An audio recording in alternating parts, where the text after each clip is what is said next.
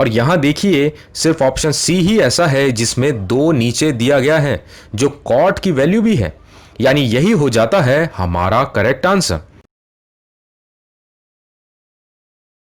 दोस्तों स्वागत है आपका एक बार फिर आपके अपने नीरो मैजिक चैनल पर। उम्मीद करता हूं आप सब बिल्कुल अच्छे होंगे। साथियों, जैसा कि आप अपनी स्क्रीन पर देख रहे हैं, जी हां, आरआरबी एनटीपीसी का प्रीवियस ईयर एग्जाम जो 31 मार्च 2016 को हुआ था, उसका मैथ्स के सेक्शन को आज एक जबरदस्त तोड़ के साथ सॉल्व करके दिखाऊंगा, जिससे आप सीखेंगे कि किस तरह आपने आरआरबी एनटीपीसी के मैथ्स के सेक्शन को सॉल्व करना है, पूरी प्रोफेशनल ट्रिक्स और टिप्स के साथ कि किन चीजों का ध्यान रखना है और आपके माइंड में क्वेश्चन देखते ही सबसे पहले क्या आना चाहिए जिससे सबसे कम समय में आप ज्यादा सही सवाल कर पाएं। यहां देखिए ये क्वेश्चन जो आपकी स्क्रीन पर है, 3 तरह के कर्मचारियों को मजदूरी वेतन 1:2:3 में दिया जाता है। अब अगर इनके वेतन में 5, 10 और 15% से बढ़ा दिया जाए तो अब इनके वेतन का रेशियो क्या हो जाएगा। दोस्तों इस तरह के क्वेश्चन में आपको ज्यादा दिमाग लगाने की जरूरत बिल्कुल नहीं होती। आप हमेशा ध्यान रखें कि ये जो इंक्रीमेंट यानी वृद्धि होती है परसेंटेज में, इसमें कुछ ना कुछ कॉमन जरूर होता है। जैसे यहां 5, 10 और 15 में 5 कॉमन है, उसे निकाल लेने पर आप देखें इनके वेतन की वृद्धि भी 1:2:3 में ही हो जाती है। बस अब जो जिसका वेतन है उससे इन्हें मल्टीप्लाई कर देने पर हमारा जो भी करेक्ट आंसर होगा उसकी यूनिट डिजिट, ध्यान से सुनिए, यूनिट डिजिट बिल्कुल सेम ही आएगी। जैसे यहां ये 3% की वेतन वृद्धि थी तीसरे कर्मचारी की, जिसका रेशियो यहां 3 ही है। अब इसे मल्टीप्लाई किया जाए तो हमें मिलता है 9। अब ऑप्शन देखिए कि एक ही ऐसा ऑप्शन था एग्जाम में जिसमें तीसरे कर्मचारी के वेतन में यूनिट डिजिट पर 9 था, यानी यही हुआ आपका करेक्ट आंसर। अब साथियों मान लीजिए कि ऐसे 2 ऑप्शन मिल गए, तब आप बाकी की भी वैल्यूज ऐसे ही निकाल कर चेक कर सकते हैं। पूरा सॉल्व करने से बचना है आपने जब तक मजबूरी ना बन जाए। और दोस्तों ये तो कुछ भी नहीं, आज मैं आपको क्वेश्चंस जो आरआरबी एनटीपीसी में पूछे गए, चाहे वो टाइम एंड वर्क या डिस्टेंस स्पीड से हो या ट्रिग्नोमेट्री से, आप सीखेंगे कि आपने भी किस तरह की अप्रोच रखनी है और कैसे सिर्फ कॉमन सेंस के इस्तेमाल से ही हम करेक्ट आंसर तक आसानी से पहुंच सकते हैं, वो भी सिर्फ कुछ सेकंड्स में। हेलो फ्रेंड्स, आप में से जो लोग मुझे नहीं जानते, मेरा नाम नीरो है। मैं काफ़ी सालों से गवर्नमेंट कॉम्पिटिटिव एग्जाम्स की प्रिपरेशन करवा रहा हूं। मेरे स्टूडेंट्स इनकम टैक्स डिपार्टमेंट जैसे काफ़ी गवर्नमेंट डिपार्टमेंट्स में पोस्टेड हैं। अगर आप इस चैनल पे नए हैं तो ज़रूर सब्सक्राइब कीजिए और बेल आइकन को प्रेस कीजिए। तो चलिए शुरू करते हैं आज का सेशन। दोस्तों ये क्वेश्चन देखिए आपकी स्क्रीन पर कि सबसे ग्रेटेस्ट लेंथ बताएं जिससे 3 तरह के साइज के कपड़े 1.26 मीटर, 1.98 मीटर और 1.62 मीटर को नापा जा सके। मेरे प्यारे साथियों, ऐसे क्वेश्चन में आपको हमेशा ही HCF निकालना होता है, जो एक लंबा प्रोसेस भी हो सकता है। अब आप मेरी बात बिल्कुल ध्यान से सुनिए। जब भी इस तरह का क्वेश्चन मिले, आप बस सबसे पहले मल्टीपल ही चेक करेंगे। जैसे यहां 1.26 को अगर देखें तो इसकी डिजिट्स को ऐड कर देने पर हमें 9 मिलता है। इसी तरह आगे भी 2 नंबर्स को ऐड करने पर 9 ही मिलता है। इसका मतलब यह साफ है कि हमारे करेक्ट आंसर में भी 9 ही छुपा है। और यहां देखिए 18 यानी 8 और 1 9 हुआ और यही हमारा आंसर भी है। अब मान लीजिए कि ऐसे 2 ऑप्शन मिल जाएं, तब आप इन नंबर्स के डिफरेंस ले लेंगे। फिर जो भी आपका करेक्ट आंसर होगा वह उसका मल्टीपल जरूर होगा। जैसे यहां 1.26 और 1.62 का डिफरेंस 36 होता है, जो 8 का ही मल्टीपल भी है। उम्मीद करता हूं आपको जरूर समझ आया होगा। चलिए अब ये क्वेश्चन देखिए प्रॉफिट एंड लॉस यानी लाभ और हानि का। बेहद ही आसान सवाल है ये। 4500 रुपए में कोई चीज बेच दी जाती है 12.5% के प्रॉफिट पर, तो बताएं कि प्रॉफिट हुआ कितने रुपए का। दोस्तों यहां देखिए, ये आपको पता होना ही चाहिए कि 12.5 को हम 1/8 लिख सकते हैं। यानी मानकर चलिए कि 8 रुपए की चीज थी जिसे 1 रुपए के प्रॉफिट पर बेचा गया, यानी कस्टमर ने टोटल 9 यूनिट पे किया, यानी यही 9 यूनिट 4500 रुपए था क्वेश्चन में, जिससे हमें मिलता है 500 और यही प्रॉफिट भी था दुकानदार का, यानी यही हुआ हमारा करेक्ट आंसर। चलिए अब नेक्स्ट क्वेश्चन देखिए। यहां पूछा गया है कितने मिलीमीटर होते हैं 10 किलोमीटर्स में।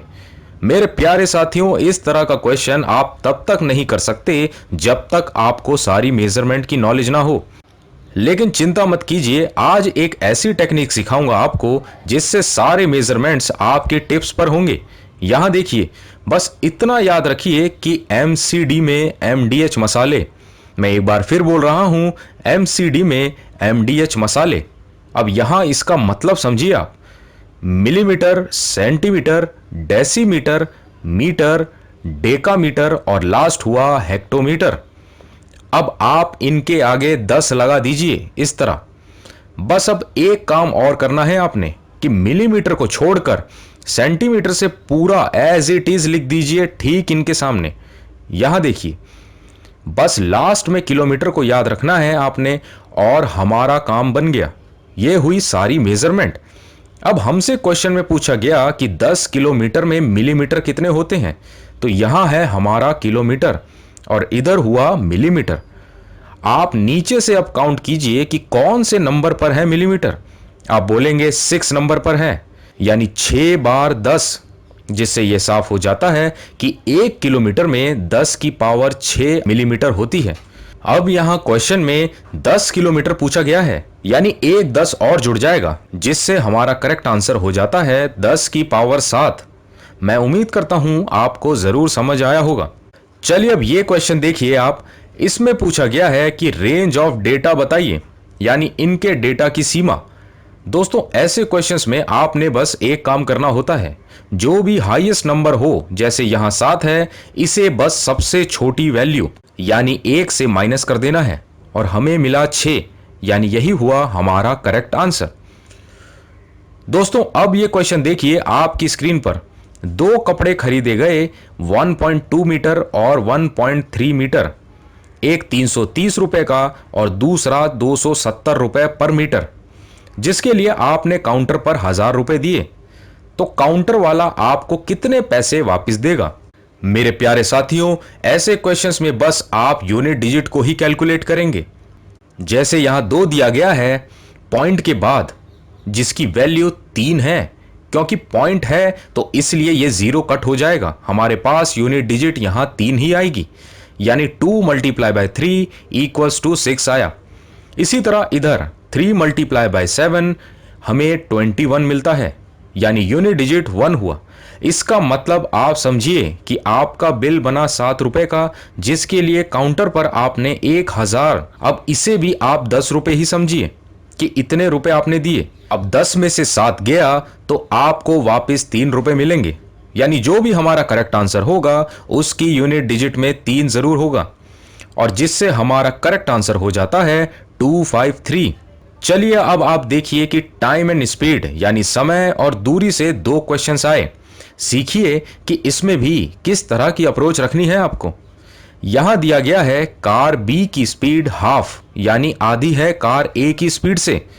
अब अगर कार ए 120 किलोमीटर कवर करती है 1.5 घंटे में, तो कार बी की स्पीड कितनी होगी? साथियों, ध्यान दीजिए कि कार बी की स्पीड कम है कार ए से, यानी अगर वो 120 किलोमीटर कवर करता तो कार ए से ज्यादा समय लेता। अब क्योंकि स्पीड आधी है इसकी, तो समय भी डबल ही लगेगा कार बी को, यानी अगर 120 किलोमीटर कवर करने में कार ए को 1.5 घंटे लगते हैं, तो यही किलोमीटर कवर करने में कार बी को 3 घंटे लगेंगे, जिसे 1 घंटे में वह सिर्फ 40 किलोमीटर ही कवर कर पाएगा, और यही 40 किलोमीटर पर आवर हुआ आपका करेक्ट आंसर। चलिए अब इसी पर दूसरा क्वेश्चन देखिए जो पूछा गया था एग्जाम में। यहां दिया गया है कि एक आदमी 40 किलोमीटर पर आवर की स्पीड से चलता है और कोई दूरी कवर करता है, लेकिन अगर उसकी स्पीड 16 किलोमीटर पर आवर बढ़ा दी जाती तो वह 80 किलोमीटर और ज्यादा दूरी कवर कर लेता। तो बताएं कि असली दूरी कितनी कवर की थी उसने 40 किलोमीटर पर आवर की स्पीड से। मेरे प्यारे साथियों, ध्यान दीजिए कि अगर 16 किलोमीटर पर आवर बढ़ा दी जाती स्पीड, तब वह आदमी 80 किलोमीटर कवर करता, यानी 1 किलोमीटर पर आवर पर वह 80/16 दूरी कवर करता। यानी 1 किलोमीटर पर आवर पर 80/16 है, तो 40 पर उसने 200 किलोमीटर कवर किया होगा। और यही होता है आपका करेक्ट आंसर। मैं उम्मीद करता हूं आपको जरूर समझ आया होगा। चलिए अब देखिए टाइम एंड वर्क पर जो दो क्वेश्चंस पूछे गए थे। ये पहला आपकी स्क्रीन पर, यहां x किसी काम का 25% ही एक दिन में कर पाता है, वहीं y उसी काम का 12.5% ही कर पाता है एक दिन में। अब पूछा गया है कि दोनों मिलकर किसी काम को पूरा कंप्लीट कितने दिनों में कर पाएंगे। आप यहां समझिए कि 25% मतलब 1/4, जिसमें आप समझिए कि x 4 में से एक पिलर ही बना पा रहा है पूरे दिन में। दूसरी तरफ y 12.5 का हो जाता है 1/8, यानी 8 में से एक पिलर बना पाता है y। अब आपने बस एक काम और करना है कि x के काम यानी 1/4 में ऊपर और नीचे 2 से मल्टीप्लाई करना है, जिससे हमें यह पता चल सके कि y अगर 8 में से एक पिलर एक दिन में बनाता है, उसी तरह यहां x 8 में से 2 पिलर बना लेता है एक दिन में, जिसमें दोनों अगर मिलकर काम करें तो 3 पिलर दोनों बना लेते हैं एक दिन में। तो 8 पिलर बनाने में उन्हें 8/3 यानी 2.67 डेज का टाइम लगेगा, और यही हुआ आपका करेक्ट आंसर। चलिए अब इसी पर नेक्स्ट क्वेश्चन देखिए जो पूछा गया था। देखिए कितना आसान सवाल। कोई टैंक पूरा भरने में 30 मिनट लेता है, वहीं उसमें जब एक लीकेज हो जाता है तो यही 90 मिनट समय लेता है भरने में। साथियों, ऐसे क्वेश्चंस में जो भी टाइम दिया गया होता है तो उनका एलसीएम ही आपके टैंक की कैपेसिटी होती है। जैसे यहां 30 और 90 दिया गया है, यानी 90 इनका एलसीएम हो जाता है, और यही 90 इस टैंक की कैपेसिटी भी हुई। इसका मतलब यह भी यहां से साफ हो जाता है कि आपका करेक्ट आंसर जो भी होगा वो इसी 9 का मल्टीपल जरूर होगा, जिससे ऑप्शन बी 45 मिनट हमें दिख भी रहा है हमारा करेक्ट आंसर। पर मैं आपको इसे सॉल्व करके भी बता देता हूं, कुछ साथियों को जानना भी होगा इसे। अब यहां देखिए, बस दोनों समय का रेशियो ले लेना है आपको, जिससे हमें मिला 1:3, यानी 3 लीटर पानी टैंक में जाता है और 1 लीटर लीकेज की वजह से निकल जाता है, यानी टैंक में 1 मिनट में 3-1 2 लीटर ही पानी जमा हो पा रहा है, जिससे हमें पूरा टैंक जो 90 लीटर का है उसे भरने में 90/2 यानी 45 मिनट का ही टाइम लगेगा, और यही हमारा करेक्ट आंसर भी है। साथियों, मैं एक बार फिर बोल रहा हूं कि जितना हो सके एग्जाम में आपने क्वेश्चन पूरा सॉल्व करने से बचना होगा। इससे आपका दिमाग भी नहीं थकेगा और कॉन्फिडेंस भी रहेगा आपको। मैं उम्मीद कर रहा हूं कि आपको अब इतना तो समझ आ गया होगा कि हर क्वेश्चन में कुछ ना कुछ ऐसा लूप होल या हिंट रहता ही है, जिसकी हेल्प से हम चुटकियों में करेक्ट आंसर तक पहुंच सकते हैं, और इसी चीज की प्रैक्टिस भी करनी होगी आपको। चलिए अब मैं आपको दिखाता हूं कि ट्रिगो में से कैसे क्वेश्चंस पूछे गए। पहला ये आपकी स्क्रीन पर, इसमें कॉस 1110 डिग्री की वैल्यू पूछी गई है। साथियों, डिग्री के क्वेश्चंस को करने के लिए आपको इतना तो पता ही होना चाहिए कि साइन कॉस टैन की डिग्रीज और उनकी वैल्यूज होती क्या है। जैसे यहां अगर ऑप्शंस को ही हम कॉस की वैल्यू समझें तो उसके हिसाब से ये हुई कॉस की डिग्री 30, 60, 45 और 0, तभी ये वैल्यूज ऑप्शंस की आ सकती हैं। अब आप मेरी बात बिल्कुल ध्यान से सुनिए। ऐसे क्वेश्चंस को हमेशा ही कैंडिडेट्स 360 डिग्री से पहले डिवाइड करते हैं, फिर जो रिमाइंडर बचता है उसको 90 या 180 आदि डिग्री से प्लस या माइनस करके डिग्री निकालते हैं। लेकिन यह सब नहीं करना है आपने। आप बस ये बताइए कि 0 डिग्री तब ही आ सकती है जब क्वेश्चन में 0 ही दिया हो, क्योंकि 360 से या किसी भी नंबर से आप नॉन जीरो वैल्यू को डिवाइड करोगे तो 0 तो कभी आ ही नहीं सकता, इसलिए यह ऑप्शन पहले ही कट हो जाता है। अब इसी तरह देखिए, ये 45 डिग्री जिसकी यूनिट डिजिट 5 है, और ये सिर्फ और सिर्फ तभी आ सकता है जब क्वेश्चन में ही यूनिट डिजिट 5 दी गई हो, बट यहां तो है नहीं, इसलिए ये ऑप्शन भी कट हो जाता है। अब यहां ध्यान देने वाली बात यह है कि ये दोनों 30 या 60 डिग्री में से ही हमारा कोई आंसर है। इसके लिए एक बहुत इंटरेस्टिंग चीज आपको बताता हूं। आप इन दोनों को क्वेश्चन में दी गई डिग्री से ही माइनस कर देंगे, और हमें जैसे यहां मिला 1050 और 1080। देखिए अब और समझिए कि जो भी हमारा करेक्ट आंसर होगा वो 9 का मल्टीपल जरूर बन जाता है माइनस होकर। जैसे यहां ये 1 और 8 9 हो जाता है। अब ये इसलिए होता है क्योंकि 360 में भी 6 + 3 9 ही छुपा है। यानी यहां से ये साफ हो जाता है कि हमारा करेक्ट आंसर 30 डिग्री ही हुआ। उम्मीद करता हूं दोस्तों अब आप ऐसे क्वेश्चंस को देखते ही सॉल्व कर पाएंगे। मेरे प्यारे साथियों, अब ये क्वेश्चन देखिए ट्रिगो का, और मैं ये दावे के साथ कहता हूं कि आप सभी इसको राइट एंगल ट्रायंगल बनाकर सॉल्व करते होंगे, लेकिन आज के बाद आपको उसकी भी जरूरत नहीं पड़ेगी। यहां आप बस ये देखिए कि साइन थीटा की वैल्यू दी गई है 2/3, और आप सब जानते ही होंगे कि साइन थीटा का मतलब होता है परपेंडिकुलर अपॉन हाइपोटेनियस, यानी यहां ये दो परपेंडिकुलर है।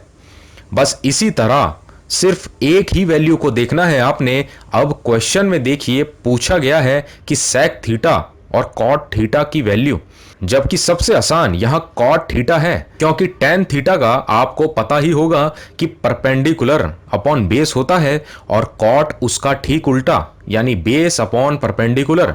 मतलब यहां जो ये दो परपेंडिकुलर गिवन था, हमारा जो भी करेक्ट आंसर होगा उसके सेकंड पार्ट यानी कॉट वाले पार्ट में यही दो डिनोमिनेटर यानी नीचे दिया गया होगा।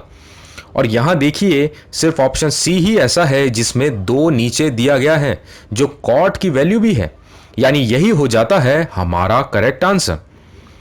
तो मेरे प्यारे साथियों, इसी के साथ होता है आज का सेशन कंप्लीट। आप अब खुद भी प्रैक्टिस करना और इसी तरह सॉल्व करने की कोशिश भी करना सवालों को, और कमेंट्स में आप जरूर बताना कि आपको कैसा लगा। अब हम मिलेंगे नेक्स्ट सेशन में एक और प्रीवियस ईयर के क्वेश्चन पेपर के साथ। तब तक के लिए जय हिंद।